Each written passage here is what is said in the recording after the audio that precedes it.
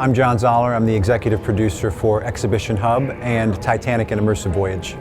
So I've created exhibitions and immersive experiences for over 20 years. And one of the first exhibits I ever worked on actually was a Titanic exhibit over 20 years ago.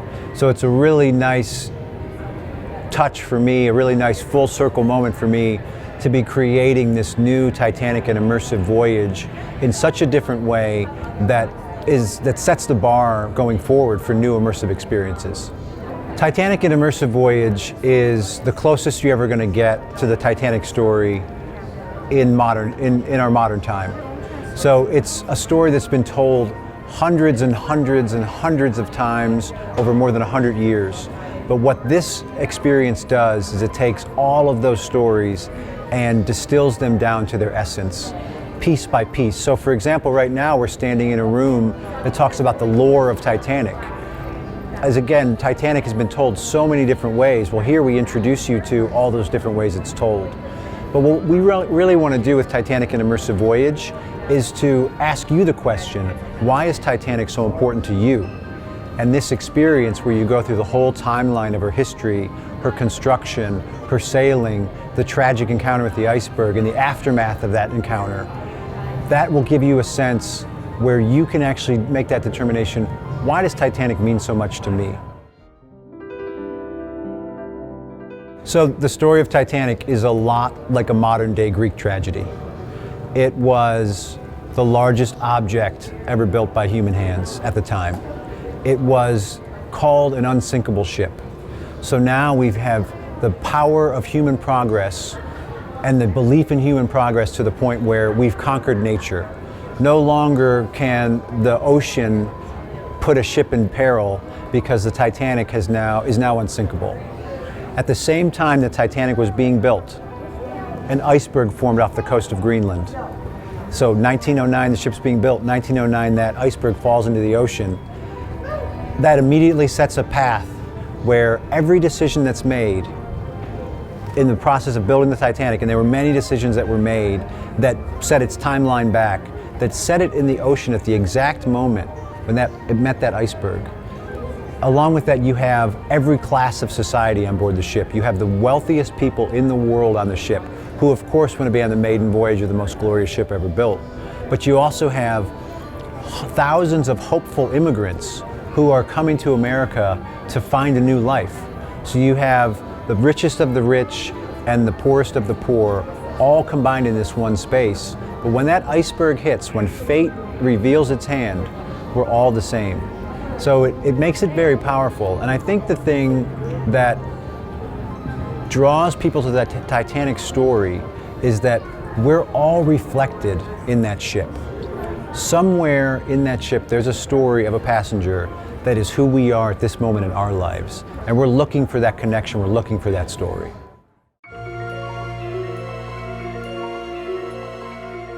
It started with a somewhat simple idea that ended up influencing everything else. And that was, what were Titanic's final words? And what I mean by that is, what were those wireless messages that Titanic was sending out from the time that they knew they were in trouble to the time they sank? So we studied all of those text messages or wireless messages. It's kind of like final text messages from Titanic. And we created an immersive gallery based around those wireless messages that were being sent out. And from there, the story, like a wireless message, went out to fill in all the other parts of the story. We wanted to tell the story of the boiler room, but we wanted to do it like never before. So we incorporated a video element where you actually feel like you're there when the iceberg breaches the hull and water starts pouring in. And with every step of the way, we wanted to create scenes using scenery, artifacts, and technology that serve the overall story of Titanic, which is something that we could do 5 specials on. It's so rich, there's so many parts of this story, and that's one of the real successes of Titanic and Immersive Voyage, is that it immerses you not only in a way that uses technology, but with all the content that's around you. We have an incredible audio tour. We have, again, our virtual reality experience, but also we have over 300 artifacts in the experience. So there's so much to learn and so many different ways to learn it.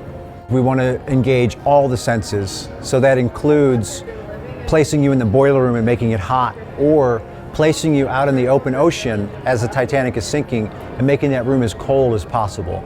So you really do feel that physical difference that heightens that experience even more. So here we're in the part of the story where it starts to get serious. We're on the bridge of the Titanic. This is an actual recreation of the bridge of the ship, created from the design, the original build designs. And in the middle of the ship here, in the middle of the bridge, we have the captain's wheel. This is the wheel from the Olympic, which was the exact replica sister ship of Titanic. White Star Line actually built 3 ships. They built Britannic, Olympic, and Titanic. Olympic was built first, then Titanic, then Britannic. This wheel is the same wheel that was on Titanic, exact same size. A couple important things happened. One is that all these wireless messages were coming in that were announcing from other ships in the area that there were icebergs, but the wireless operators were too busy sending personal messages to get a lot of them and transport them to the captain. The other thing is the temperature dropped precipitously, over 30 degrees that day. So as you get to the end of the night, the windows get covered with frost because the temperature was actually basically at freezing, and the water temperature was below freezing that night. While we have elements on this set that are recreated, we also have original artifacts, like this massive wheel from the Olympic. And in every one of the cases, every case that you look into, those are actual artifacts. We worked with a group of 3 collectors who collectively have over 2,000 objects, and we curated this exhibition from that collection to get you the best of the best, to tell the story in the most powerful way possible.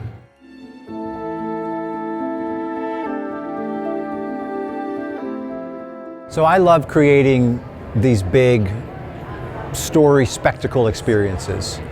Well, I think of these as sort of like a 3D walkthrough novel. And what really brings me satisfaction is seeing the guests engaging with this content. And because we have so much to offer here, each person taking away their own moment that is the most special moment to them.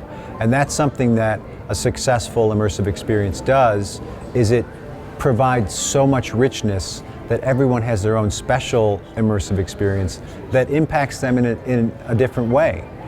And this is something that people are going to remember for a long, long time. And it's great for kids and grandparents to come together to talk about what things were like and what the future is going to look like. It's great for couples to come because you have so many love stories on board the ship that we tell. It's great for families to come because they can gather as a group afterwards and talk about their favorite parts of the technology, but also the moral lessons.